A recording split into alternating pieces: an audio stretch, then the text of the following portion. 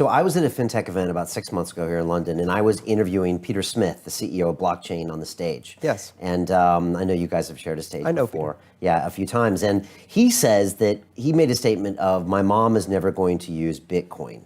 And I was wondering if you agree with something like that, or do you think we should educate our moms and these people that are obviously not the 4 billion people you're talking about, but some of these other people in these G7 countries, what it is? Do you think, I guess I'm asking you, is my mom ever going to use Bitcoin?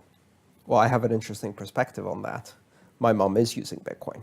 My mom is using Bitcoin to save her pension from the rapacious appetite of an out-of-control Greek government that tried to confiscate 20% of her deposits.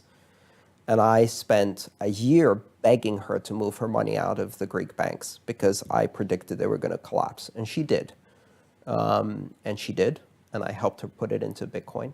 And then shortly after that, they put currency controls, withdrawal controls, provenance checks, super taxes, extra taxes, emergency taxes, and started taking haircuts off the tops of people's bank accounts. They'll say, if you're really rich, if you have more than 50,000 euros, we'll take a haircut. Well, my mom has her retirement in cash because the only retirement she has is from selling her parents' property. And if she hadn't taken it out, she would have lost 20% of her retirement. At an age where she's disabled, she can no longer go back into the workforce. She no longer has the ability to, especially given the workforce situation in Greece. What are you going to do to that person? What are you going to say to that person? Live 20% less, ma'am, because the Greek government needs to bail out Deutsche Bank. No. So my mom does use Bitcoin because she has to.